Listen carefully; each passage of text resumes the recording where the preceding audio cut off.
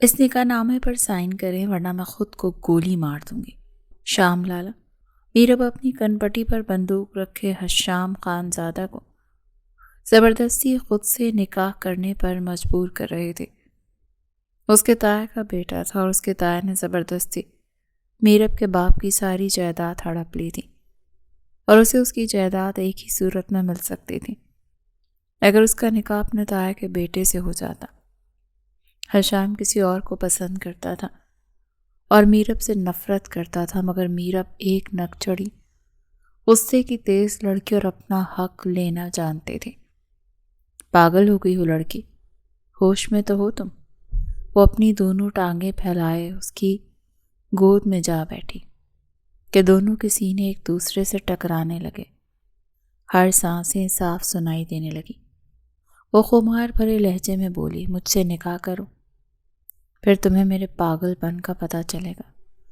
حشام اس کے اتنے قریب آنے پر بہکنے لگا اور اس کا دل زور زور سے دھڑکنے لگا، لیکن نہ چاہتے ہوئے بھی اس کی کمر کی ضد کھولنے لگا۔ پہلے اس نے کہا نکاح نامے پر سائن کیجیے، فوراً سے وہ اس نکاح نامے پر سائن کرتا گیا اور اسے اپنا حق وصول کرنے پاگلوں کی طرح مچلنے لگا۔ حشام کی نظر میرب کے خوبصورت وجود پر ٹھہری ہوئی تھی، جو ہر چیز سے بے نیاز ڈریسنگ ٹیبل کے سامنے بیٹھی اپنے بازو پر لوشن لگا رہی تھی۔ وہ اس وقت گہری سوچ میں ڈوبی ہوئی تھی، اسے آس پاس کا کوئی ہوش نہیں تھا۔ حشام چھوٹے چھوٹے قدم اٹھاتا اس کے قریب جا کر ٹھہرا۔ جیسے ہی میرب کی نظر شیشے میں ابھرتے ہوئے اس کے عکس پر پڑی، وہ فوراً سے ہوش کی دنیا میں آئی۔ حشام کی آنکھوں میں عجیب سی تپش تھی۔ کیسی ہو بیگم صاحبہ؟ اس نے ایک ایک لفظ کو چباتے ہوئے کہا تو میرب کا چہرہ لٹھے کی مانند سفید ہو گیا۔ اس کی حالت ایسی تھی جیسے کاٹو تو بدن میں لہو نہیں۔ تم یہاں پر کیا کر رہے ہو؟ اسے اپنی آواز گہری کھائی سے آتی ہوئی معلوم ہو رہی تھی۔ تم تو پولیس اسٹیشن میں تھے نا؟ میرب نے سرسراتے ہوئے لہجے میں کہا۔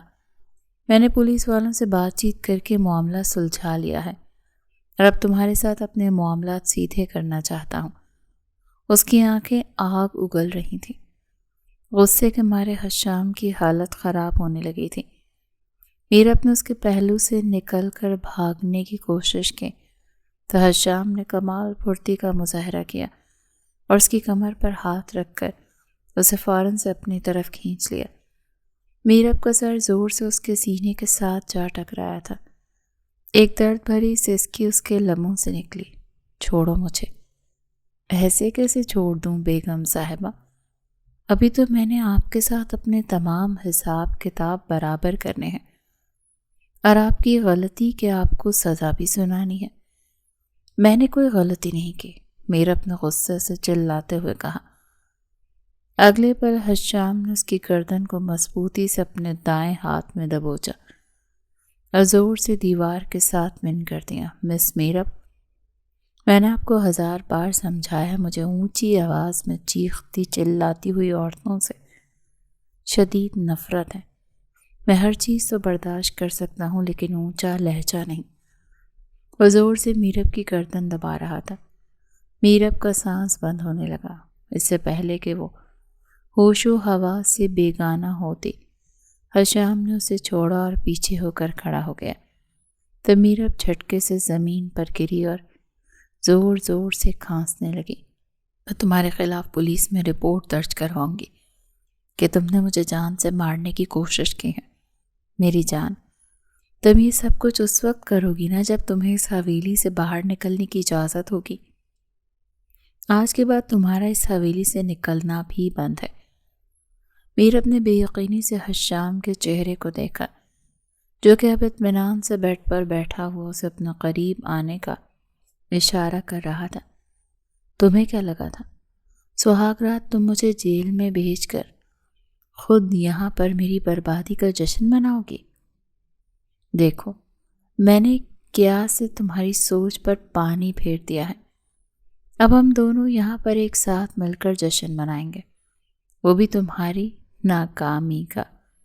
میرب کا دل کر رہا تھا کہ آگے بڑھ کر وہ اس گھٹیا انسان کا منہ نوچ ڈالے جس کے باپ نے اس کی جائیداد پر زبردستی قبضہ کیا تھا۔ اپنی جائیداد کو حاصل کرنے کے لیے ہی اس نے دھوکے سے حشام سے شادی کی تھی، لیکن اس کے تو وہم و گمان میں بھی نہیں تھا کہ اب اس کا یہ چچا زاد اس کی زندگی پر قبضہ کرنے بیٹھ جائے گا۔ میرب نے ایک بار پھر سے کمرے سے نکلنے کی کوشش کی، لیکن بری طرح سے پھنس گئی کیونکہ دروازہ اوپر سے لاک تھا اور میرب کی ہائٹ بمشکل 5 فٹ تھی۔ حشام عجیب سے انداز میں ہنسا تو وہ اپنی نگاہیں پھیر کر اسے کھا جانے والی نظروں سے دیکھنے لگی۔ میری جان، مجھے اس طرح سے نہ دیکھو، ورنہ تو خود پر کنٹرول کرنا بہت ہی مشکل ہو جائے گا۔ وہ جان بوجھ کر اس کو چڑھا رہا تھا۔ میرب کا تپا ہوا چہرہ دیکھ کر اسے بہت خوشی محسوس ہو رہی تھی۔ اسے اس عورت سے محبت نہیں تھی، وہ تو کسی اور سے محبت کرتا تھا۔ یہ الگ بات ہے کہ اس لڑکی نے بھی حشام کو دھوکہ دے دیا تھا۔ اب بقول حشام صاحب کے ان کے پاس کمپرومائز کرنے کے علاوہ کوئی دوسرا چارہ نہیں تھا، لیکن اس جنگلی بلی کے ساتھ یہ کمپرومائز بھی اسے مہنگا پڑنے والا تھا۔ میری جان، جلدی سے یہاں پر آؤ، میرے لیے اب برداشت کرنا بہت مشکل ہو گیا ہے۔ وہ اس کے سینے پر اپنی نظریں جماتے ہوئے بولا تو میرب نائٹ ڈریس کی شرٹ کے پہلے 2 بٹن کھولے ہوئے تھے۔ کیچا تانی میں ہی یہ سب کچھ ہوا تھا۔ اس کی ننھی دھڑکنیں باہر کو چھلک رہی تھیں، جنہیں دیکھ کر حشام اپنے ہوش کھونے لگا تھا، جبکہ میرب اس کی نظروں کی تپش کو محسوس کرتے ہوئے بری طرح سے ڈسٹرب ہو گئی تھی۔ دیکھو، تم میرے ساتھ ایک معاہدہ کر لو، اگر مجھے تمہارے ساتھ کوئی معاہدہ نہیں کرنا ہے۔ تم میری بیوی ہو، میں تمہارا شوہر ہوں، اور مجھے میرا حق چاہیے۔ چلو شاباش، جلدی سے یہاں پر آؤ۔ یہ کہتا ہوا وہ خود ہی اٹھ کھڑا ہوا تھا۔ میرب نے بالکنی کی طرف بھاگنے کی کوشش کی، لیکن حشام نے اس کا ہاتھ پکڑ کر اسے کھینچا اور زور سے بیڈ پر جھٹک دیا۔ میرب تیزی سے پیچھے کی طرف ہٹ رہی تھی اور حشام اس کی طرف بڑھتا جا رہا تھا۔ وہ بیک گراؤنڈ کے ساتھ ٹیک لگا کر بیٹھ گئی۔ اس کے گال شرم کے مارے لال ہو گئے تھے اور اس کی پلکیں بھی لرز رہی تھیں۔ آج سے پہلے کوئی بھی مرد اس کے نزدیک نہیں آیا تھا، اور اس کی وجہ اس کی اپنی ہی ضدی اور نک چڑھی شخصیت تھی۔ وہ بچپن ہی سے دبنگ پرسنالٹی کی مالک تھی، صرف لڑکیوں کو ہی نہیں لڑکوں کو بھی دھو دیتی تھی۔ ایک بار اس کے محلے کے کچھ لڑکوں کے ساتھ لڑائی ہو گئی تھی۔ ان لڑکوں کے گھر والوں نے بعد میں آ کر میرب کے بابا سے اس کی شکایت لگائی تھی۔ میرب نے بھی بڑے مزے سے جواب دیا تھا کہ وہ مجھے چھیڑ رہے تھے، میں نے بھی بس بدلے میں تھوڑی سی چھیڑ خانی ہی کی تھی۔ اس وقت تو تیمور صاحب کو واقعی میں لگا تھا کہ اس نے تھوڑی سی چھیڑ خانی کی ہے، لیکن بعد میں جا کر انہیں معلوم ہوا کہ میرب نے تو 2 لڑکوں کے بازو بھی توڑ ڈالی تھی۔ تب انہوں نے اپنے کانوں کو ہاتھ لگایا تھا۔ تیمور صاحب کے 2 بھائی تھے، ایک ان سے بڑے تھے جنید صاحب، جن کا صرف ایک ہی بیٹا تھا، حشام خان، حد سے زیادہ مغرور، خود پسند، کسی کو خاطر میں نہ لانے والا، اپنی من مرضی کرنے والا اور عیاش طبیعت کا مالک۔ وہ شخص میرب کو ایک آنکھ بھی نہیں بھاتا تھا۔ خاندان بھر کی لڑکیاں اس پر مرتی تھیں، جبکہ میرب کو اسے دیکھ کر ہی کوفت محسوس ہوتی تھی۔ حشام کو بھی میرب انتہائی زہر لگتی تھی۔ وجہ یہ تھی کہ وہ بہت ہی بدتمیز تھی، کسی کا بھی لحاظ نہیں رکھتی تھی۔ اگر کوئی بات میرب کے مزاج کے خلاف ہو جاتی تو وہ پورا گھر سر پر اٹھا لیتی تھی۔ ایک بار تو اس نے حشام کو بھی اس کے دوستوں کے سامنے ذلیل کر دیا تھا، اور اسی دن حشام نے بھی میرب کے ساتھ اپنی دشمنی کا آفیشلی طور پر اعلان کر دیا تھا۔ وہ دونوں ہر وقت ایک دوسرے کی ٹانگیں کھینچنے میں مصروف رہتے تھے۔ جہاں تک تیمور صاحب کے چھوٹے بھائی کا سوال تھا تو وہ ملک سے باہر قیام پذیر تھے، جبکہ وہ اور جنید صاحب ایک ہی حویلی میں رہتے تھے۔ جنید صاحب لالچی طبیعت کے مالک تھے۔ جیسے ہی تیمور صاحب کا انتقال ہوا تو انہوں نے تیمور صاحب کی ساری جائیداد اپنے نام کروا لی، اور پھر بعد میں وہ جائیداد انہوں نے حشام کے نام کر دی۔ میرب کو اس بارے میں پتہ چلا تو اس نے پوری حویلی کو سر پر اٹھا لیا تھا۔ اس کا بس نہیں چل رہا تھا کہ وہ ساری دنیا کو ہی آگ لگا دے۔ وہ جانتی تھی کہ اب جائیداد واپس لینے کا صرف ایک ہی موقع ہے کہ اگر اس کی حشام سے شادی ہو جاتی تو وہ آسانی سے اپنا لوٹا ہوا حق واپس لے سکتی تھی۔ دادا جان اور باقی خاندان والوں کے سامنے اس نے اپنی کن پٹی پر پستول رکھ کر حشام کو دھمکی دے دی کہ اگر ابھی اور اسی وقت تم نے مجھ سے نکاح نہیں کیا تو میں اپنے آپ کو جان سے مار دوں گی۔ حشام تو پل بھر کے لیے دنگ رہ گیا تھا۔ اس نے کبھی اپنے وہم و گمان میں بھی نہیں سوچا تھا کہ وہ لڑکی اس طرح کی حرکت کرے گی۔ انہی دنوں اس کا اپنی گرل فرینڈ کے ساتھ بریک اپ ہو گیا تھا کیونکہ اس نے اپنی گرل فرینڈ کو کسی اور کے ساتھ رنگے ہاتھوں پکڑ لیا تھا۔ وہ اس کے دل سے اتر چکی تھی، اور جب کوئی ایک بار حشام صاحب کے دل سے اتر جاتا تو مر کر بھی دوبارہ تیمور کے دل میں جگہ نہیں بنا پاتا تھا۔ جنید صاحب اپنی بھتیجی کو یہ حرکت دیکھ کر بہت زیادہ گھبرا گئے تھے۔ دادا کی بھی ہاتھ پاؤں پھول گئے اور انہوں نے حشام کو اس نکاح کرنے پر مجبور کر دیا تھا۔ مولوی کا فوری طور پر بندوبست کیا گیا۔ نکاح سے پہلے حشام نے اپنی کچھ شرائط رکھی تھی اور اس نے اپنی بیگم صاحبہ سے ایک اسٹامپ پیپر پر سائن کروا لیا تھا۔ میرب نے صرف اوپر والی 3-4 شرائط ہی پڑھی تھی اور اسے ان میں کوئی بھی برائی نظر نہیں آئی تھی۔ وہ آخری شرط پر نہ بھول پائی جس کے مطابق وہ 10 سال سے پہلے حشام سے طلاق نہیں لے سکتی تھی۔ نکاح کے بعد اب سب سے بڑا مرحلہ تھا کہ وہ جائیداد کے کاغذات پر کیسے حشام کے دستخط حاصل کریں۔ اس کے لیے بھی اس نے پراپر پلان بنایا ہوا تھا، لیکن وہ پلان تھوڑا سا رسکی تھا۔ نکاح کے فوراً بعد ہی حشام نے رخصت کا اعلان کیا تو میرب کے ہاتھ پاؤں پھول گئے تھے۔ اس نے شکایتی نظروں سے دادا جان کی طرف دیکھا تو انہوں نے کاندھے اچکا دیے اور اسے آنکھوں ہی آنکھوں میں اشارہ کیا کہ جو کچھ بھی ہو رہا ہے تمہاری اپنی مرضی سے ہو رہا ہے۔ میرب نے پھر ایک نظر اپنے پہلو میں پڑے حشام پر ڈالی جو اسے معنی خیز نظروں سے دیکھ رہا تھا۔ جب وہ کمرے کے اندر جانے لگے تو وہ اس کے کانوں میں جھکتا ہوا اپنے مخصوص اور بھاری لہجے میں سرگوشی کرتے ہوئے بولا، اپنے آپ کو ذہنی طور پر تیار کر لینا بیگم صاحبہ، اور میرے آنے سے پہلے یہ ہار سنگھار بھی نہیں اترنا چاہیے۔ میں خود آ کر سب کچھ اتاروں گا۔ اس کے گالوں کو انگلیوں کی پوروں سے چھوتا وہ تیزی سے حویلی کے اندرونی حصے سے باہر نکل گیا، جبکہ میرب غصے سے اپنے پاؤں ٹینچ کر رہ گئی۔ خبیث انسان، سمجھتا کیا ہے کہ اپنے آپ کو؟ اگر میں نے اس کو خود کو ہاتھ لگانے کی بھی اجازت دے دی تو میرا نام بھی میرب نہیں۔ پھر اس نے اپنے پلان کا وہ کام شروع کیا جو اس نے پہلے ہی سوچا ہی نہیں تھا۔ میرب کا ایک دوست جو کہ پولیس میں تھا، میرب نے اسی کو کال کر کے سر والی کہانی سنا دی، اور اس کے ساتھ ہی اس نے شامس کو حشام پر ہراسمنٹ کا کیس کرنے کے لیے بھی کہا تھا۔ حشام اس وقت حماد بابا کے سے ملنے ہاسپٹل کی طرف جا رہا تھا جب اچانک ہی پولیس کی گاڑی اس کے سامنے آ کر رکی۔ اس نے ایک گہری سانس خارج کی، نہ جانے کیوں مگر اسے لگ رہا تھا کہ یہ کام بھی اسے چڑیل کا ہی ہے۔ اس نے دل ہی دل میں پکا ارادہ کیا تھا کہ اب تو اسے ہر حال میں اپنا بدلہ لے کر ہی دم لے گا۔ پولیس والوں سے جان چھڑوانے کے بعد اور 1-2 کام پورے کرنے کے بعد وہ حویلی واپس آ گیا تھا۔ محترمہ میرب صاحبہ معمول کے مطابق اپنی نائٹ روٹین کرنے میں مصروف تھیں۔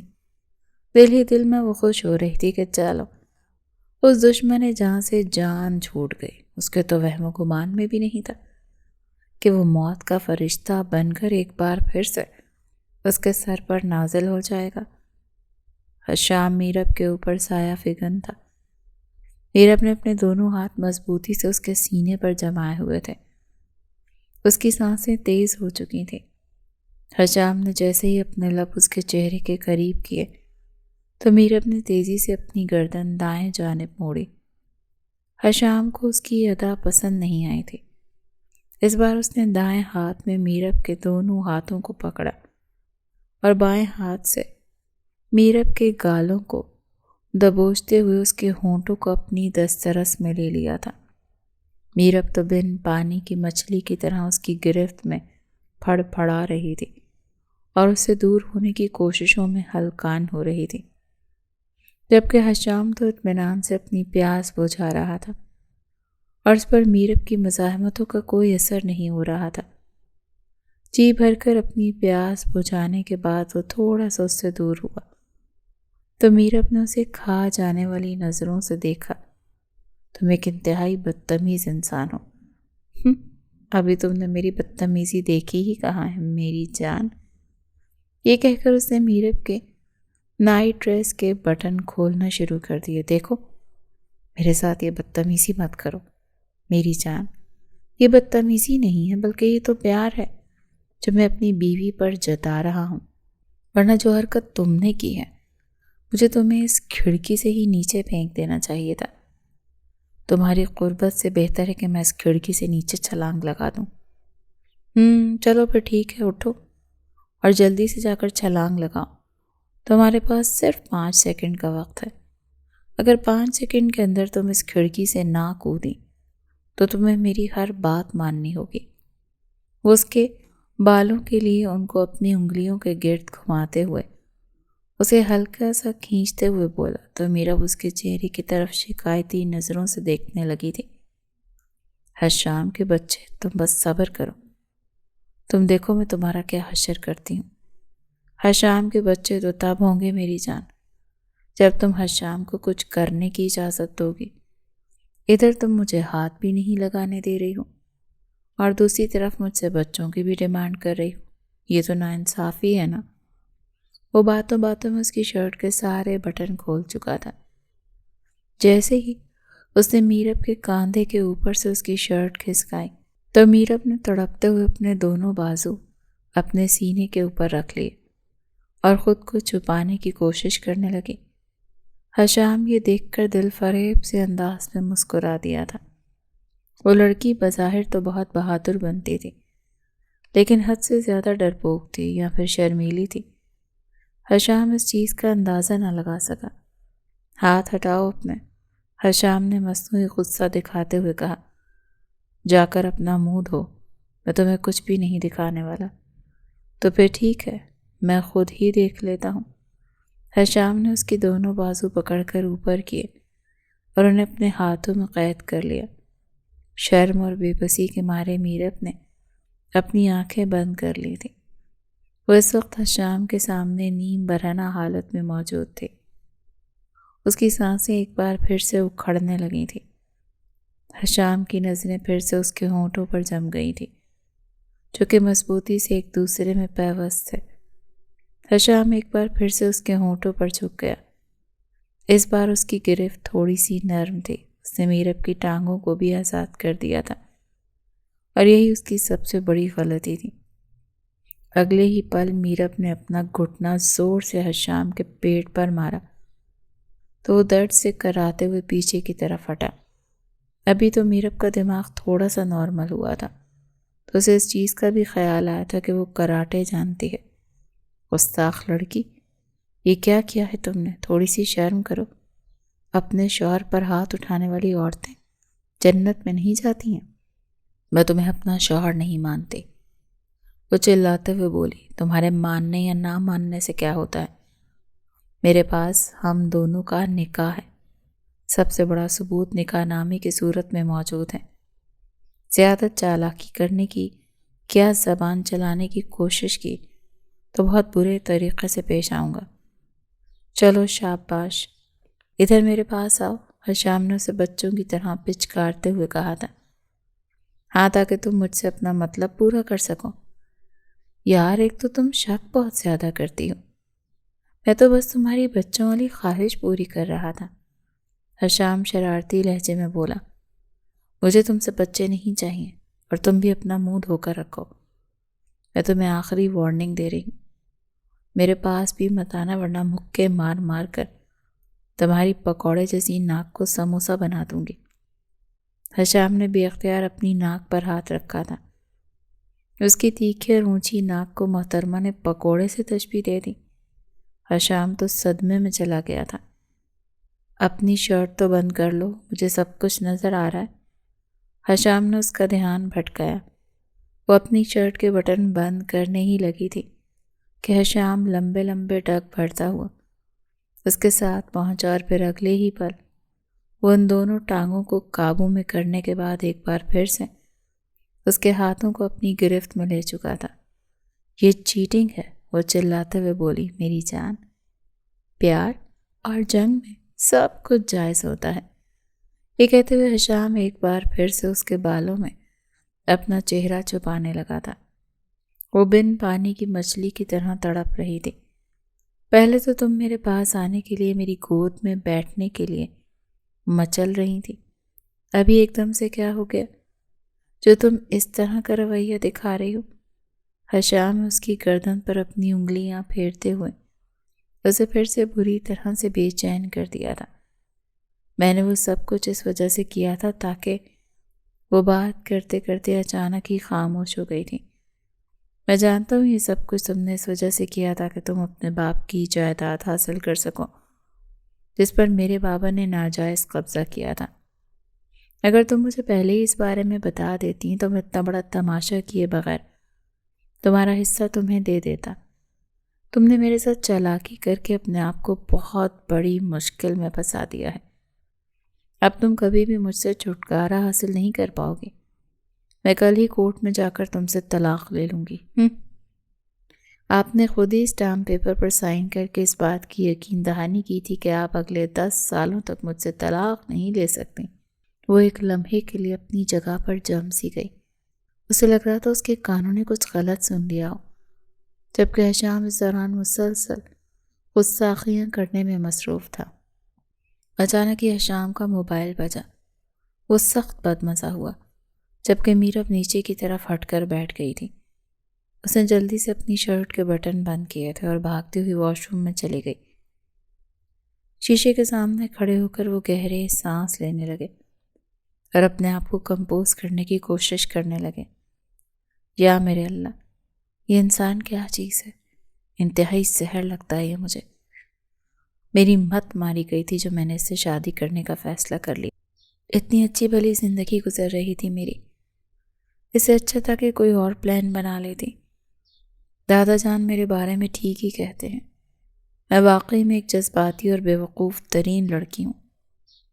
وہ شیشے کے سامنے کھڑی اپنے آپ کو کوس رہی تھی، جبکہ ہشام موبائل لے کر بیلکنی میں آ کر کھڑا ہوا تھا۔ جیسے ہی اس نے موبائل کانوں سے لگایا، دوسری طرف سے اسے روئی ہوئی نسوانی آواز سنائی دی تو اس کا دل تیزی سے دھڑکا۔ وہ اس آواز کو لاکھوں میں پہچانتا تھا۔ اسے مضبوطی سے اپنے لب بھینچ لیے اور ایک نظر واش روم کے بند دروازے پر ڈالی۔ اب کیا مسئلہ ہے؟ کیوں کال کی ہے تم نے مجھے؟ وہ ٹھنڈے اور بے تاثر لہجے میں بولا تھا۔ ہشام، میں تم سے بہت زیادہ محبت کرتی ہوں، میں تمہارے بغیر نہیں رہ سکتی ہوں۔ بکواس! ہشام نے یک لفظی جواب دیا۔ نہیں، میں قسم اٹھا کر کہتی ہوں میں تمہارے بغیر مر جاؤں گی۔ میں نہیں رہ سکتی، میرا یقین کرو۔ دوسری طرف مناہل تھی، اس کی پہلی محبت جسے اس نے ایک لڑکے کے ساتھ ہوٹلنگ کرتے ہوئے رنگے ہاتھوں پکڑا تھا۔ اس نے مناہل سے کوئی سوال جواب نہیں کیا تھا، بلکہ اس نے خاموشی سے اس عورت کو چھوڑ دیا تھا۔ وہ سمجھ رہا تھا کہ وہ اسے بہت جلد بھول جائے گا، اور اگر وہ دوبارہ کبھی اس کے سامنے آ بھی گئی تب بھی ہشام کو فرق نہیں پڑے گا۔ لیکن آج اس کی روتی ہوئی آواز سن کر ہشام کو لگ رہا تھا کہ کوئی اس کے دل پر نشتر چلا رہا ہو۔ اس کا دماغ ایک دم سے ڈسٹرب ہو گیا تھا۔ چند لمحے یوں ہی خاموشی کی نظر ہو گئے۔ وہ اپنی محبت کی سسکیاں سن رہا تھا، جسے اس نے کچھ عرصہ پہلے ہی دستبرداری اختیار کر لی تھی۔ اب تم مجھ سے کیا چاہتی ہو؟ تھوڑی ہی دیر کے بعد ہشام کی آواز گونجی۔ میں بس چاہتی ہوں کہ تم مجھے معاف کر دو، اور مجھے صرف اور صرف ایک موقع دو، میں تمہیں ثابت کر دوں گی کہ میں واقعی میں تم سے سچا پیار کیا ہے۔ اس دن تم نے جو کچھ دیکھا ویسا نہیں تھا جیسا نظر آ رہا تھا، مناہل نے تڑپتے ہوئے لہجے میں کہا۔ ہشام عجیب سے انداز میں ہنس دیا تھا۔ میری نظریں کبھی دھوکہ نہیں کھاتی مناہل، میں اڑتی ہوئی چڑیا کے پر گن لیتا ہوں۔ اور میں یہ بات بھی کافی عرصے سے محسوس کر رہا تھا کہ تمہارے رنگ ڈھنگ چینج ہو گئے ہیں، لیکن پھر بھی میں نے اس کو اپنا وہم سمجھا اور تمہیں موقع دیا۔ اب میرے پاس تمہارے لیے کوئی گنجائش نہیں ہے بچے۔ یہ کہہ کر اس نے غصے سے کال کاٹ دی۔ جب وہ پلٹا تو پیچھے سے میرب ریلنگ کے ساتھ ٹیک لگا کر کھڑی تھی اور اسے ہی پرسوچ نظروں سے دیکھ رہی تھی۔ یہاں پر کیا کر رہی ہو تم؟ کم از کم اتنے ایتھکس تو تم میں ہونے چاہیے کہ یوں چھپ کر کسی کی باتیں نہیں سنتے، یہ اخلاقیات کے خلاف ہے۔ یہ وہی لڑکی ہے نا جس سے تم محبت کرتے ہو؟ میرب نے اس کے سوال کا جواب دیے بغیر الٹا اس سے سوال کیا تھا۔ تم اپنے کام سے کام رکھو۔ تو مجھے اپنے معاملات میں دخل اندازی کرنے والے لوگوں سے شدید نفرت ہے۔ دیکھو، اگر تم اس لڑکی سے واقعی میں محبت کرتے ہو، اگر اس سے کوئی غلطی ہو گئی ہے تو تمہیں اسے معاف کر دینا چاہیے، کیونکہ بعض اوقات انسان جذبات میں آ کر اکثر ایسے فیصلے لے لیتا ہے جس پر اسے پھر ساری زندگی کہہ رہی پچھتانا پڑتا ہے۔ ابھی مجھے ہی دیکھ لو، میں نے بھی تو یہ فیصلہ لے کر اپنے پاؤں پر کلہاڑا مارا ہے۔ میرب کا لہجہ اچانک ہی بھوجل ہو گیا۔ اس کی بات کے مفہوم کو سمجھتے ہوئے حشام نے مضبوطی سے لب بھینچ لیے تھے۔ اگر تم اسے موقع دے دیا تو تمہیں میری زندگی سے نکلنا ہوگا۔ مسٹر حشام، آپ کو کیا لگتا ہے میں ساری زندگی آپ کے سر پر بیٹھنے کے لیے آپ کی زندگی میں شامل ہوئی ہوں؟ میں نے ویسے بھی آپ کی زندگی سے نکلنا ہی ہے۔ ایک بار بابا کی جائیداد میرے نام ہو جائے۔ وہ ٹھنڈی سانس خارج کرتے ہوئے بولی تھی۔ ویسے اگر تم چاہو تو تم مجھ سے مشورہ لے سکتے ہو، میں ان معاملات میں بہت اچھے مشورے دیتی ہوں۔ اگر تمہیں ان معاملات کا پتہ ہوتا تو آج تک تم نے 1000 لوگوں کو سر نہ کھولے ہوتے۔ مجھ سے تو تم بات ہی نہ کرو۔ وہ یہ کہتا وہ غصے سے کمرے سے باہر نکل گیا تھا۔ اس کے جانے کے بعد میرب دل فریب انداز میں مسکرا دی۔ شکر ہے جان چھوٹی۔ اسے ابھی تک اپنے وجود پر حشام کے لمس کا احساس ہو رہا تھا۔ تھوڑی دیر پہلے والا واقعہ جیسے ہی اسے نظروں کے سامنے گھوما، اس کا دل تو ڈوب کر ابھرا تھا۔ بدتمیز انسان۔ منہ ہی منہ میں بڑبڑاتی ہوئی وہ کمرے میں سونے کے لیے چلی گئی تھی۔ آج کا دن بہت زیادہ تھکا دینے والا تھا۔ صبح میرب گہری نیند میں سو رہی تھی جب اچانک ہی کسی نے اس کا کمبل پکڑ کر کھینچا۔ وہ خود بھی کمبل میں لپٹی ہوئی تھی، اسی لیے کمبل کے ساتھ ہی بیڈ سے نیچے گر گئی تو اس کا سر زور سے زمین کے ساتھ جا کر ٹکرایا۔ حشام جس نے یہ کام کیا تھا بہت جلدی سے ڈریسنگ ٹیبل کے سامنے جا کر کھڑا ہو گیا اور اپنے بال سیٹ کرنے لگا۔ میرب اپنے چکراتے ہوئے سر کو ہاتھوں میں پکڑ کر اٹھ بیٹھی۔ یہ کیا بدتمیزی ہے حشام، مجھے زمین پر کیوں پھینکا تم نے؟ وہ دانت پیستے ہوئے بولی۔ حشام اس کی بات کے جواب میں خفگی سے بولا، دیکھو میں تمہاری ان عادتوں سے بہت زیادہ تنگ ہوں۔ 1000 بار سمجھایا میں نے تمہیں، جب تک تمہارے پاس کوئی ثبوت نہ ہو تب تک الزام نہ لگایا کرو۔ میں یہاں پر کھڑا اپنے بال بنا رہا ہوں، مجھے کیا پتا تم کیسے زمین پر گری؟ تمہاری ایکٹنگ بہت ہی فلاپ ہے مسٹر حشام، بالکل تمہاری لو سٹوریز کی طرح۔ حشام کے ہاتھ ایک لمحے کے لیے تھمے، لیکن پھر وہ شوخ لہجے میں بولا، ارے لو سٹوریز کی ٹینشن نہ لو، وہ تو میری زندگی کا حصہ ہیں۔ وقت گزرنے کے ساتھ ساتھ تمہیں بھی اس چیز کا آئیڈیا ہو جائے گا۔ پہلے تو اچھی بیویوں کی طرح میرے ساتھ چلو اور کچن میں میرے لیے مزیدار آلو کے پراٹھے بناؤ۔ میں نے دادا جان سے سنا تھا کہ تمہارے ہاتھ میں بڑا ذائقہ ہے۔ وہ اسے زج کرتا ہوا اپنے ساتھ نیچے چلنے کے لیے کہنے لگا، او ہیلو مسٹر، اپنا منہ دھو کر رکھو، میرے پاس اتنا فالتو وقت نہیں ہے۔ وہ لاپرواہی سے اپنا سر جھٹکتے ہوئے بولی۔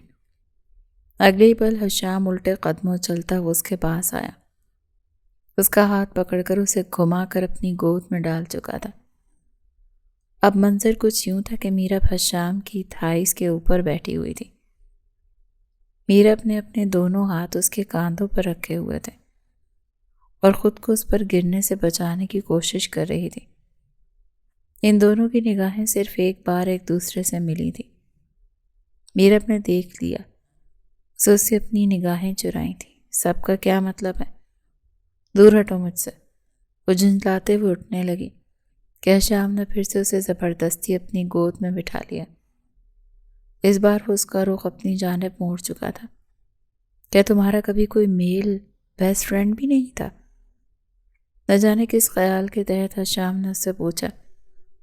تمیر اپنے معصومیت سے نفی میں گردن ہلا دی۔ میں لڑکوں سے دوستی نہیں کرتی تھی اور نہ ہی مجھے ان سے تعلق بنانے میں کوئی انٹرسٹ ہے۔ مجھے تو تم سے شادی بھی نہیں کرنی تھی۔ ہاں مجھے پتا ہے، یہ شادی تم نے اپنے باپ کی جائیداد حاصل کرنے کے لیے کی ہے۔ اور وہ اس کہانی اس کو سناتے ہوئے بولا تو میرب اس کو گھور کر رہ گئی تھی۔ حشام ایک بار پھر سے خود کو اس کے دلکش بدن میں ڈوبتا ہوا محسوس کر رہا تھا۔ اس کی گستاخیاں بڑھتی چلی جا رہی تھیں۔ حشام نے اس کی دھڑکنوں کو اپنی گرفت میں لینے کی کوشش کی تو وہ تیزی سے اس سے دور ہٹی تھی۔ میرا اور تمہارا رشتہ اس نوعیت کا نہیں ہے مسٹر حشام۔ یہ بات تم بھی بہت اچھے طریقے سے جانتے ہو کہ تم کسی اور سے محبت کرتے ہو، اور مجھے پتا ہے بعد میں جا کر تم اسی سے شادی کرو گے۔ اسی لیے میرے ساتھ کھیلنا بند کرو۔ اس کا چہرہ غصے کے مارے لال انگارا ہو گیا تھا۔ کیا تمہیں میری گرل فرینڈ سے جیلسی ہو رہی ہے؟ جیلس ہوتی میری جوتی، مجھے فرق نہیں پڑتا، چاہے تم پوری دنیا کے ساتھ جا کر تعلق قائم کرو، میری جوتی کو بھی پرواہ نہیں ہے۔ وہ دو ٹوک لہجے میں بولی، مجھے بس میری جائیداد سے مطلب ہے۔ یہ سن کر وہ عجیب سے انداز میں ہنستا ہوا بیڈ پر لیٹا اور پھر اپنے ایک بازو پر لیٹ کر شرارتی انداز میں اس کے چہرے کی طرف دیکھتے ہوئے بولا، وہ تمہیں اسی وقت ملے گی جب تم میری خدمت کرو گی۔ ایک فرما بردار بیوی بننے کے لیے تیار ہو جاؤ۔ اگلے 1 مہینے تک تم نے اگر میری ساری باتیں مانی تو میں خاموشی سے ان کاغذات پر دستخط کر کے ساری جائیداد کو تمہارے نام کر دوں گا۔ میرب اس کو کھا جانے والی نظروں سے دیکھ رہی تھی۔ اس کا بس نہیں چل رہا تھا کہ وہ حشام کا گلا گھونٹ ڈالے جو کہ عذاب بن کر اس کے سر پر مسلط ہو گیا تھا۔ اس طرح سے گھورنا بند کرو لڑکی، ورنہ پھر اسے میرا ارادہ تبدیل ہو جائے گا۔ اور تمہیں ایک اور چیز کا بھی خیال رکھنا ہوگا، اب میں مرد اور تم پر پورا حق بھی رکھتا ہوں۔ تم مجھے بہکنے میں زیادہ دیر نہیں لگ سکتی، اسی لیے میرے سامنے ڈھنگ کے کپڑے پہنا کرو۔ یہ آدھے ادھورے کپڑے پہن کر میرے سامنے نہ آیا کرو۔ میرب نے پھر سے اپنے سینے پر ہاتھ رکھا اور ڈریسنگ روم کی طرف بھاگ گئی تھی۔ اس کے جانے کے بعد وہ دل فریب انداز میں ہنس دیا۔ بعد میں اسے اپنے ساتھ کچن میں لے کر گیا تھا۔ جلدی سے اب آلو کے پراٹھے بنا لو، دل تو کر رہا ہے تمہارے لیے زہر کے پراٹھے بناؤ۔ وہ سرو کرنے سے پہلے خود بھی 2-3 نوالے لیتا تاکہ اکٹھے جنت میں جائیں، پھر وہاں پر جا کر اپنی کرکٹ ٹیم بنائیں گے، کیونکہ یہاں پر تو تم مجھے خود کو جی بھر کر دیکھنے کی بھی اجازت نہیں دیتی ہو۔ اب تو تمہیں غور سے دیکھنے پر بھی ڈر لگتا ہے، کہیں ایسا نہ ہو کہ پھر سے میرے خلاف ہراسمنٹ کا کیس کر دو۔ وہ ایک بار پھر سے معصوم بننے کی ایکٹنگ کر رہا تھا، جبکہ میرب دل ہی دل میں اس کو گالیوں سے نواز رہی تھی۔ دادا جان جو کہ باہر بیٹھے اخبار پڑھنے میں مصروف تھے، وہ ان کی نوک جھوک سے محسوس ہو رہے تھے۔ جنید صاحب نے اپنا بزنس امریکہ میں سیٹل کر لیا تھا اور اب وہ وہاں پر اسے سنبھال رہے تھے، جبکہ یہاں کی برانچ کو حشام دیکھ رہا تھا، اور اس کے ساتھ ساتھ وہ تیمور صاحب کے بزنس کو بھی ہینڈل کر رہا تھا۔ حشام نے مزے لے لے کر پراٹھے کھائے، لیکن ایک بار بھی اس نے میرب کی تعریف کرنا مناسب نہیں سمجھا تھا۔ میرب بھی خود کو کوستی ہوئی کچن سے باہر نکل گئے کہ وہ آخر کیوں اس شخص کی تعریف کے انتظار میں ہے۔ اس کا کالج کمپلیٹ ہو گیا تھا، ابھی اس نے 2-3 یونیورسٹیز کے لیے اپلائی کیا ہوا تھا۔ اس کا ایک یونیورسٹی میں ایڈمیشن ہو گیا، تھوڑا سا پروسیجر ابھی باقی تھا۔ دادا جان سے اجازت لے کر وہ یونیورسٹی چلی گئی تھی۔ جب وہ باہر نکلی تو سامنے ہی حشام گاڑی کے ساتھ ٹیک لگا کر کھڑا اسی کا انتظار کر رہا تھا۔ میرب کو دیکھ کر وہ فوراً سے ہی سیدھا ہو گیا۔ میرب کے ساتھ جو لڑکی تھی وہ حشام سے کافی امپریس نظر آ رہی تھی۔ اس نے میرب کے کانوں میں بھی گھس کر حشام کی تعریفیں کی۔ جب اس نے میرب سے اس کے بارے میں پوچھا تو جواب میں میرب نے روکھے سے انداز میں کہا، وہ ہمارا ڈرائیور ہے۔ پلوشا کو تو منہ کھلا کا کھلا رہ گیا، یار تم میرے ساتھ مذاق تو نہیں کر رہی ہو؟ اتنا ہینڈسم انسان ڈرائیور کیسے ہو سکتا ہے؟ یار میں تم سے مذاق کیوں کروں گی؟ پیارا تو بہت ہے لیکن بیچارہ بہت ہی مجبور اور غریب سا بندہ ہے۔ ابھی تو دادا سے کام سے نکلوانے کے بارے میں سوچ رہے ہیں۔ تمہیں تو پتا ہے کہ ہمارے گھر میں آلریڈی ڈرائیورز بہت زیادہ ہیں۔ ارے تم لوگ اگر اسے کام سے نکال رہے ہو تو میں اسے اپنے گھر کام پر رکھ لیتی ہوں۔ ویسے بھی مجھے ریگولر یونیورسٹی آنے جانے کے لیے ڈرائیور کی ضرورت ہے۔ پلوشا نے چہکتے ہوئے کہا تو میرب اپنی مسکراہٹ دبانے لگی۔ وہ دونوں حشام کے قریب جا کر رک گئیں جو ابھی تک ان دونوں کو مشکوک نظروں سے دیکھ رہا تھا۔ میرب کی آنکھوں میں ناچتی ہوئی شرارت کو دیکھ کر اسے اندازہ ہو گیا تھا کہ اس کے دماغ میں پھر سے کوئی نہ کوئی گڑبڑ چل رہی ہے۔ وہ حشام، میرے دوست نے تم سے ایک ضروری بات کرنی تھی، جلدی سے اس کے بات سنو، تب تک میں گاڑی میں بیٹھی تمہارا انتظار کر رہی ہوں، اور پلیز تھوڑا جلدی کرنا۔ یہ کہہ کر میرب نے گاڑی کی پچھلی سیٹ کا دروازہ کھولا اور اطمینان سے آنکھیں موند کر بیٹھ گئی۔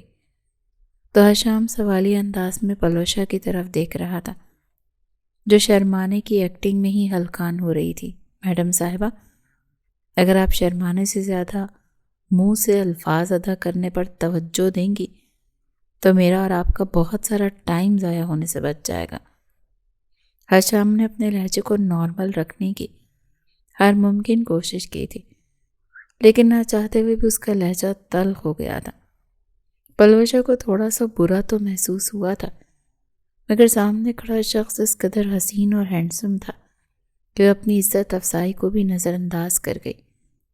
وہ حشام صاحب، مجھے آپ کے بارے میں پتہ چلا اور یقین مانیے مجھے واقعی میں بہت دکھ ہوا ہے۔ میں آپ کے درد میں برابر کی شریک ہوں۔ میں بھی یہی کہتی ہوں کہ آپ کے ساتھ یہ سب کچھ نہیں ہونا چاہیے تھا۔ حشام نے بے ساختہ تھوک نکلا۔ وہ سمجھنے سے قاصر تھا کہ پلوشا کس بارے میں بات کر رہی ہے۔ اس کے ذہن میں اپنی اور میرب کی گفتگو گھومنے لگی۔ کہیں ایسا تو نہیں کہ میرب نے اس کے بریک اپ کی داستان سب لوگوں کو ہی سنا دی؟ یہ خیال آتے ہی وہ سخت بدمزہ ہوا تھا، کیونکہ وہ بڑا بزنس ٹائکون ہونے کے ساتھ ساتھ سیاست کی دنیا میں بھی ابھرتا ہوا ستارہ تھا۔ اگر ایک چھوٹا سا سکینڈل بھی اس کے خلاف بن جاتا تو اس کے لیے مشکلات پیدا ہو سکتی تھیں۔ میڈم، اگر آپ کھل کر بات کریں گی تو میرے لیے بھی آسانی ہو جائے گی۔ مہربانی کر کے صاف صاف بولیے کہ آپ کیا چاہتی ہیں۔ وہ جی، میں آپ کو یہ کہہ رہی ہوں کہ آپ میرے گھر پر ڈرائیور کی نوکری کیوں نہیں کر لیتے؟ مجھے ویسے بھی ایک ڈرائیور کی تلاش ہے جو آپ کی طرح ہی چارمنگ۔ اس سے پہلے کہ وہ مزید کچھ کہتی، حشام نے ہاتھ اٹھا کر اسے خاموش رہنے کا اشارہ کیا۔ آپ ہوش میں تو ہیں؟ جانتی بھی ہیں کیا کہہ رہی ہیں؟ میں آپ کو کس اینگل سے ڈرائیور لگتا ہوں؟ ارے سر، آپ غصہ کیوں کر رہے ہیں؟ میں جانتی ہوں کہ آپ کسی بھی اینگل سے ڈرائیور نہیں لگتے ہیں، اور یقیناً اسی چیز نے ہی آپ کے دماغ پر گہرا اثر ڈالا ہے، مگر میں آپ سے وعدہ کرتی ہوں کہ میں آپ کے سارے درد دور کر دوں گی اور آپ کو واپس زندگی کی طرف لے جاؤں گی۔ او بی بی، جا کر پہلے ڈاکٹر سے اپنا علاج کرواؤ۔ لگتا ہے کہ کھوپڑی میں دماغ کی جگہ بھوسا بھرا ہوا ہے۔ حشام کو تو بس نہیں چل رہا تھا کہ وہ اس لڑکی کو اٹھا کر یونیورسٹی سے باہر پٹخ ڈالیں۔ مناہل کو بھی اندازہ ہو گیا کہ اس کے ساتھ پرینک ہو گیا ہے، کیونکہ اسی وقت ہی ایک اور لڑکے حشام کے قریب آ کر رکے تھے۔ اس کے چہکتے ہوئے آواز میں کہا تھا، آپ مسٹر حشام خان ہیں نا، وہ جو مزمل شاہ کے شو پر بھی آئے تھے؟ جواب میں حشام نے اسے ایک بری سی اسمائل دی تھی۔ کھڑکی کے اندر بیٹھی میرب کی وہ اسمائل بہت زہر لگ رہی تھی۔ اس نے غصے سے اپنی مٹھیاں بھینچی، لیکن ابھی وہ بے بس تھی، کچھ بھی نہیں کر سکتی تھی۔ مناہل بھی شرمندہ ہوتے ہوئے سائڈ پر ہو گئی۔ تھوڑی ہی دیر کے بعد حشام کے قریب کافی زیادہ لڑکیاں اور بھی جمع ہو گئی۔ ان سب کو آٹوگراف دے کر فری ہونے کے بعد وہ گاڑی میں آ کر بیٹھا۔ اس نے سب سے پہلے فرنٹ مرر کو سیٹ کیا تھا اور اس کا فوکس میرب کے پھولے ہوئے چہرے پر گیا تھا جو واقعی میں بہت کیوٹ لگ رہی تھی۔ دل کے ارماں آنسوؤں میں بہہ گئے۔ ہم چال چل کے بھی ناکام رہ گئے۔ حشام نے اونچی اونچی آواز میں گنگنانا شروع کر دیا۔ اپنی آواز بند کرو، میرے سر میں پہلے ہی درد ہو رہا ہے، میرب نے دانت کچکچاتے ہوئے کہا تھا۔ اس کی بات ماننے کے بجائے حشام نے گاڑی میں اونچی آواز میں گانے لگا دیے تو میرب اپنا پہلو بدل کر رہ گئی۔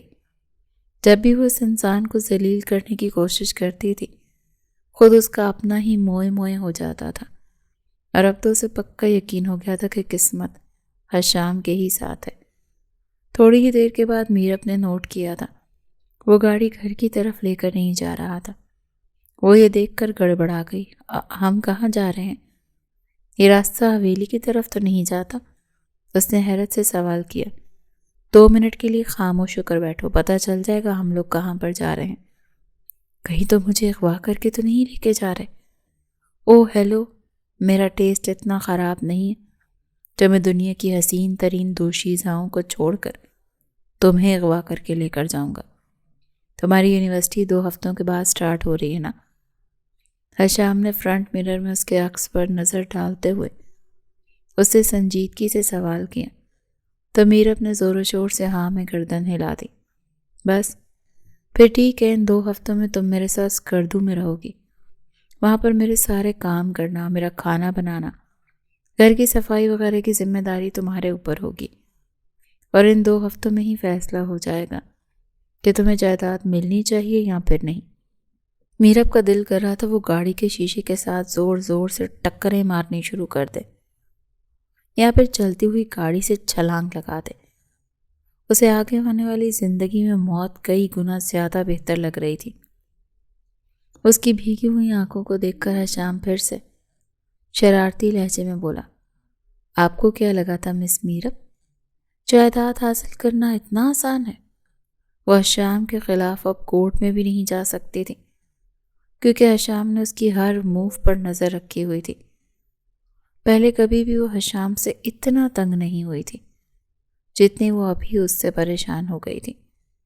ایک لمبے سفر کے بعد گاڑی بہت بڑے بنگلے کے سامنے آ کر رکی تھی۔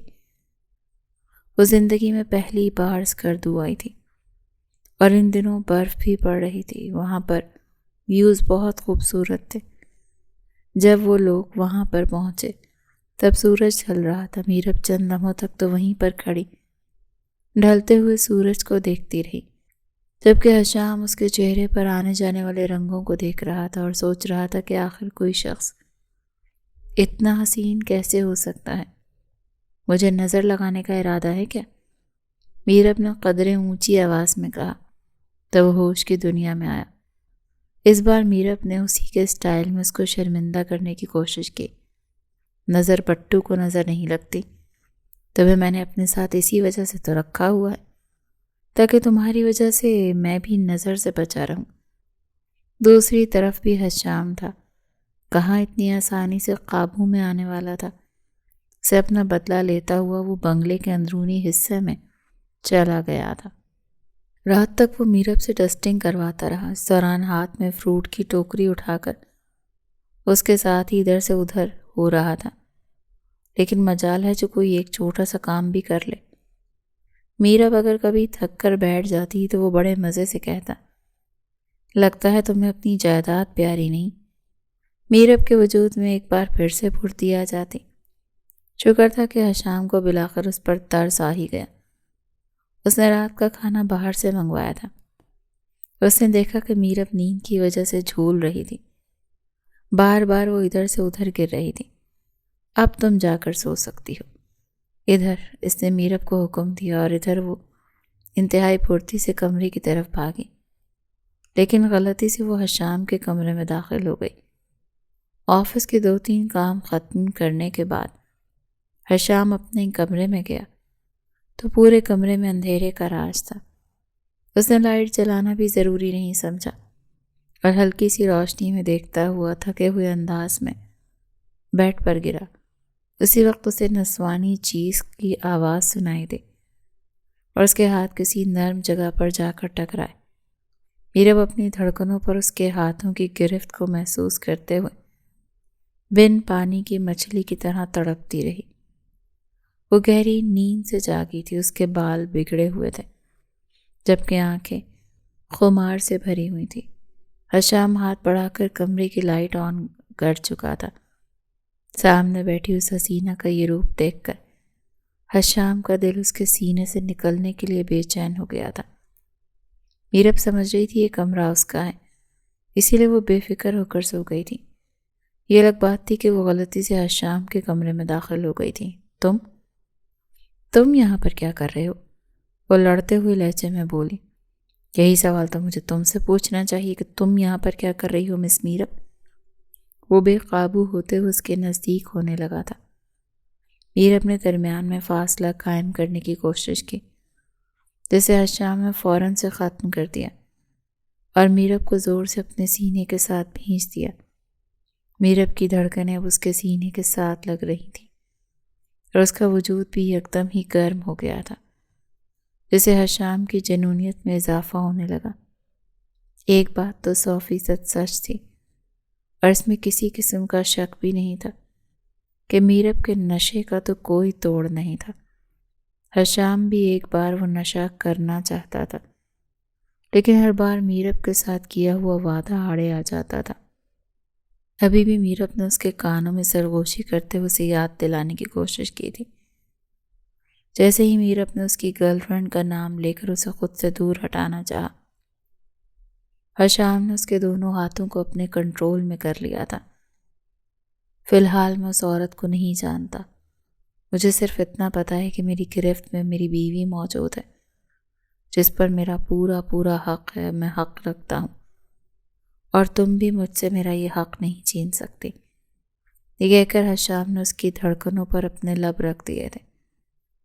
میرب نے بے اختیار اس کے بالوں کو اپنی مٹھی میں دبوچا اور کراہنے لگی۔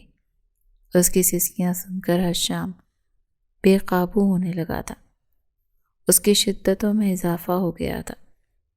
میرب ایسا نہیں چاہتی تھی، وہ اس انسان سے دور جانا چاہتی تھی، لیکن حشام کا نشہ ہی اتنا تھا کہ وہ چاہ کر بھی اس سے دور نہیں ہو پا رہی تھی۔ اور اس کے پیچھے دوسری وجہ یہ بھی تھی کہ وہ اس کے نزدیک آنے والا پہلا مرد تھا، اسے قربت کا مطلب سمجھانے والا پہلا شخص تھا۔ اسی نے ہی سب سے پہلے میرب کے وجود پر اپنے لمس کی چھاپ لگائی تھی۔ میرب کو پہلی بار کسی مرد کے لمس سے آگاہی ملی تھی۔ اس کی دھڑکنوں کے ساتھ کھیلنے کے بعد حشام نے اس کی گردن میں چہرہ چھپایا اور یہاں پر اپنی محبت کے نقش چھوڑنے لگا۔ میرب بے چینی سے اپنا سر دائیں بائیں مارتی تو کبھی وہ حشام کی شرٹ کو اپنی مٹھی میں جکڑ لیتی۔ حشام نے اس کی یہ کوشش بھی ناکام بنا دی۔ اگلے ہی پل وہ اپنی شرٹ اتار کر دور صوفے پر اچھال چکا تھا۔ اب حشام کا صاف چوڑا سینہ میرب کی نظروں کے سامنے تھا۔ اس نے بے اختیار خوف سے تھوک نکلا تھا۔ میرب کی نگاہیں حشام کے سینے پر موجود بالوں پر ٹھہری ہوئی تھی۔ اس نے غیر محسوس انداز میں ان بالوں میں انگلی پھیری تو حشام کے لبوں پر ایک پیاری سی مسکراہٹ پھیل گئی۔ اس نے میرب کے ہاتھوں کو اپنے ہاتھوں میں لیا اور اس کی انگلیوں میں اپنی انگلیاں پھنساتے ہوئے اس کے دونوں ہاتھوں کو اس کے سر کے اوپر باندھ دیا اور اب وہ اس کی آنکھوں میں جھانک رہا تھا۔ تم اتنا ڈر کیوں رہی ہو؟ کیونکہ مجھے یہ سب کچھ نہیں کرنا ہے، میرب نے پھولی ہوئی سانسوں کے درمیان بمشکل جواب دیا۔ تم مجھ سے کیا ہوا وعدہ توڑ رہے ہو۔ تم نے مجھے کہا تھا تم میرے نزدیک نہیں آؤ گے، صرف 1 مہینہ مجھ سے کام کرواؤ گے اور ساری جائیداد میرے حوالے کر دو گے۔ کیا تمہیں لگتا ہے کہ تم سے کنارہ کرنا آسان ہے اتنا؟ مس میرب، حشام اس کی بات کرتے ہوئے اس کے لبوں پر اپنا انگوٹھا پھیر کر اس سے سوال کر رہا تھا۔ جواب میں میرب بالکل خاموش ہو گئی تھی۔ میں نہیں چاہتی میں تمہاری محبت کے درمیان کسی بھی قسم کی رکاوٹ بنوں، اس لیے مجھ سے دور ہو جاؤ اور یہ سب کچھ یہیں پر چھوڑ دو۔ تم کس سے محبت کی بات کر رہی ہو؟ مجھے تو یاد ہی نہیں کہ میں نے تمہارے علاوہ کبھی کسی سے پیار کیا ہے۔ یہ سن کر وہ اپنی جگہ پر سن ہو گئی۔ اسے لگ رہا تھا وہ اس کے ساتھ مذاق کر رہا ہے اور یہ باتیں صرف اور صرف اسے اپنا قابو میں کرنے کے لیے کر رہا ہے۔ میں تمہاری ان جھوٹی باتوں کے جال میں پھنسنے والی نہیں تھی، وہ واویلا مچاتے ہوئے بولی، اور اگر میں سچ ثابت کر دوں تو کیا مجھے اس کا انعام ملے گا؟ حشام اسے ہلکا سا دور ہوتے ہوئے بولا تو وہ بھی اٹھ کر بیٹھ گئی۔ کس طرح کا انعام؟ اسے اپنے سینے کو ڈھانپتے ہوئے معصومانہ انداز میں سوال کیا۔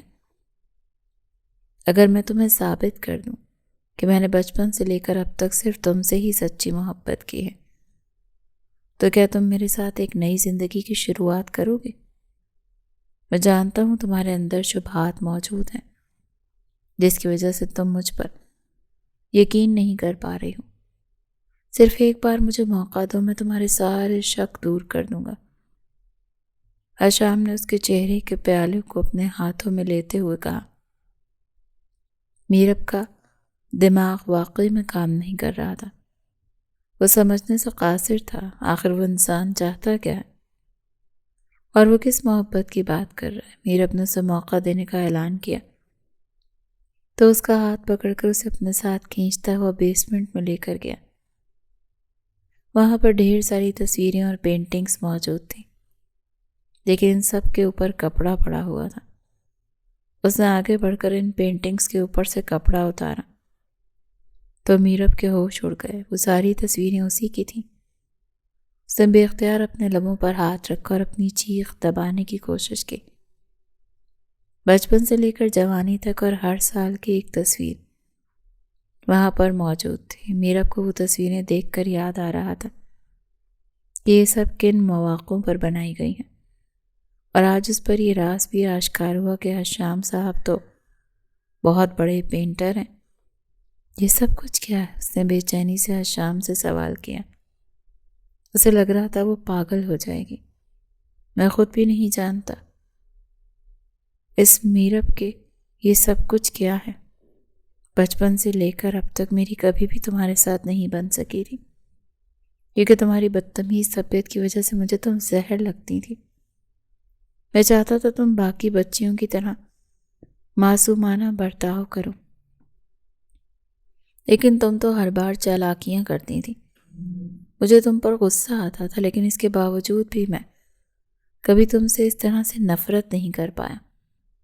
مجھے تمہاری حرکتیں بری لگتی تھیں، لیکن تمہارا چہرہ مجھے بہت پسند تھا۔ میرا دل کرتا تھا تمہیں گھنٹوں تک دیکھتا رہوں۔ ایک طرف تمہارے ساتھ اختلاف تھا اور دوسری طرف تم سے عجیب و غریب سی محبت بھی تھی۔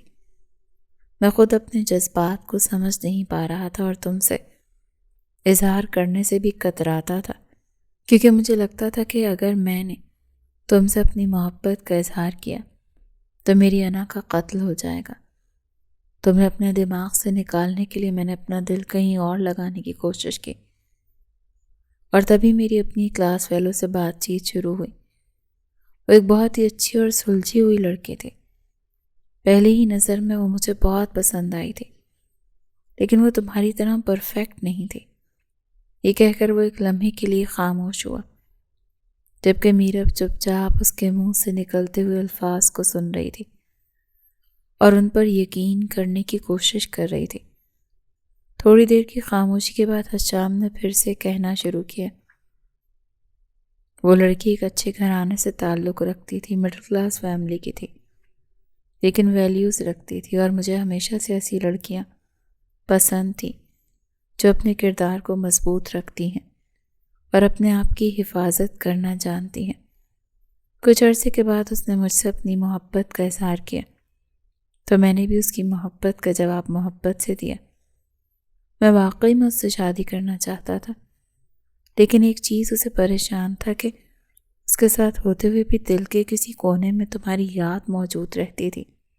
میں اسے مکمل طور پر اپنا آپ نہیں دے پا رہا تھا، اور شاید مجھے اس چیز کی سزا ملی تھی۔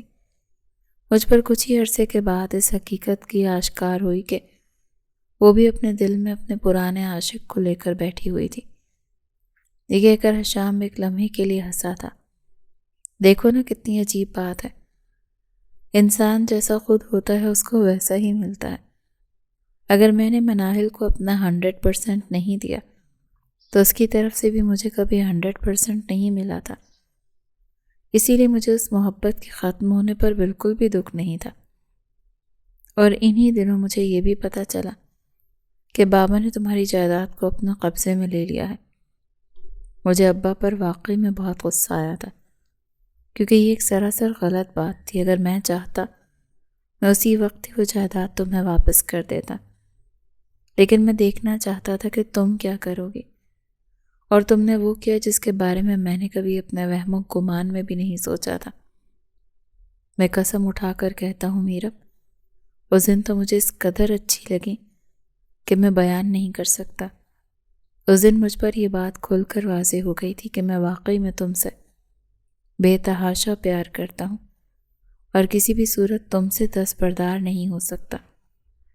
میرب کا دل زور سے دھڑک رہا تھا۔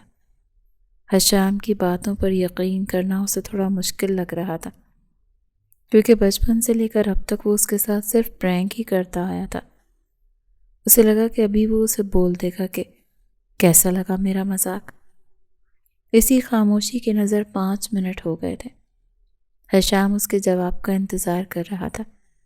جب میرب کچھ بھی نہیں بولی تو وہ مضبوط قدم چلتا وہ اس کے پاس آیا اور اس کی آنکھوں میں جھانکتے ہوئے بولا، میں تم سے عشق کرتا ہوں، تمہیں اپنی زندگی کا حصہ بنانا چاہتا ہوں، ساری دنیا کے سامنے تمہیں اپنا نام کرنا چاہتا ہوں، سب کے سامنے تمہیں قبول کرنا چاہتا ہوں۔ کیا تم مجھے اس چیز کی اجازت دو گی؟ اور جہاں تک جائیداد کا سوال ہے، یہ کہہ کر اس نے آگے بڑھ کر کچھ پیپرز دراز سے نکالے اور میرب کے سامنے رکھ دی۔ یہ تمہاری جائیداد کے کاغذات ہیں، میں تو ان پر آلریڈی سائن کر چکا ہوں۔ جس دن تمہارے ساتھ میرا نکاح ہوا تھا اسی دن ہی میں نے ان پیپرز پر سائن کر دیا تھا۔ میں تو بس تمہیں تنگ کر رہا تھا۔ حشام کو لگا کہ وہ اب بھی کچھ بولے گی۔ اس کے ہوش تو اس وقت اڑے جب محترمہ لڑکھڑا کر زمیں بوس ہو گئی۔ یا میرے اللہ، کیا میں نے کوئی خطرناک بات کہہ دی؟ حشام نے اپنے دماغ پر زور ڈالنا چاہا۔ جہاں تک اسے یاد تھا اس نے تو کچھ بھی خطرناک نہیں بولا تھا۔ پھر یہ لڑکی بے ہوش کیوں ہو گئی؟ حشام کے ہاتھ پاؤں پھول گئے۔ میرب کا بے ہوش ہونا بنتا بھی تھا۔ بچپن سے لے کر اب تک جس سے اس کی انتہائی شدید قسم کی دشمنی چلتی آ رہی تھی، وہ ایک دم سے رانجھا بن کر اس کے سامنے کھڑا تھا۔ جب میرب کو ہوش آیا تو حشام اس کے سرہانے پر بیٹھا، اس کے بالوں میں انگلیاں چلا رہا تھا۔ تم میرے ساتھ مذاق تو نہیں کر رہے ہو نا؟ میرب نے سوکھے لبوں پر زبان پھیرتے ہوئے بمشکل یہ الفاظ اپنے منہ سے نکالے تھے۔ حشام، مجھے محبت کرنے سے بہت ڈر لگتا ہے، اور محبت کرنے سے بھی زیادہ مجھے دل کے ٹوٹنے سے ڈر لگتا ہے۔ میں نہیں چاہتی کہ میرا دل ٹوٹے۔ اگر میرے دماغ میں کبھی تمہارا دل توڑنے کا خیال آئے تو اللہ تعالیٰ مجھے اسی وقت ہی اس کی سزا دے۔ حشام نے اس کے ماتھے کے ساتھ اپنا ماتھا جوڑتے ہوئے جذبات سے چور لہجے میں کہا۔ محبت تو میرب بھی حشام سے کرتی تھی، لیکن اس نے بھی کبھی اظہار نہیں کیا تھا۔ وہ بھی اپنی انا کی وجہ سے مجبور تھی، لیکن ان دونوں نے اپنی انا کے مینار گرا دیے تھے۔ حشام اس کی طرف اجازت طلب نظروں سے دیکھ رہا تھا، جبکہ وہ خاموشی سے نظریں جھکا کر انگلیاں چٹکا رہی تھی۔ کیا تم مجھے اس رشتے کو قبول کرنے کے لیے تھوڑا سا وقت دے سکتے ہو؟ یہ سن کر حشام نے گہری سانس لی۔ یعنی تم ابھی مجھے مزید تڑپانا چاہتی ہو؟ چلو کوئی بات نہیں، میرا بھی وقت آئے گا، وہ کہتے ہوئے اٹھ کھڑا ہوا۔ کس سے پہلے کہ وہ باہر نکلتا میرب نے آگے بڑھ کر اس کا ہاتھ پکڑ لیا۔ تمہاری اس پرانی گرل فرینڈ کا کیا بنا؟ اس کی ٹینشن نہ لو، وہ میری زندگی سے جا چکی ہے۔ میں ہر چیز برداشت کر سکتا ہوں لیکن بے وفائی نہیں۔ اگر وہ میرے ساتھ کبھی بے وفائی نہ کرتی تو میں اسے کبھی نہ چھوڑتا، شاید مجھے کبھی میری محبت بھی نہ ملتی۔ یہ کہہ کر وہ کمرے سے باہر نکل گیا تھا۔ پوری رات وہ کمرے میں واپس نہیں آیا، جبکہ میرا بے چینی سے کروٹیں بدلتی رہی اور دماغ میں کہیں نہ کہیں وہ شام کا انتظار بھی کر رہی تھی۔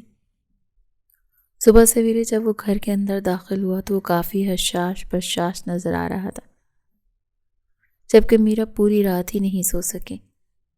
ہر شام کو فریش دیکھ کر اس کے ماتھے پر بل پڑ گئے۔ پوری رات کہاں پر لوفریاں کر رہے تھے۔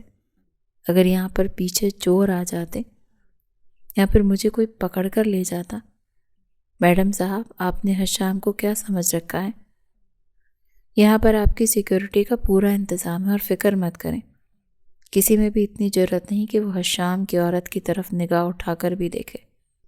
یہ سن کر میرب نے اسے بے اختیار نگاہیں چرائی تھی۔ اس کے بعد ان دونوں نے اکٹھے کھانا کھایا، پھر وہ لوگ باہر گھومنے کے لیے گئے تھے۔ اس نے حشام کے ساتھ بہت زیادہ انجوائے کیا تھا۔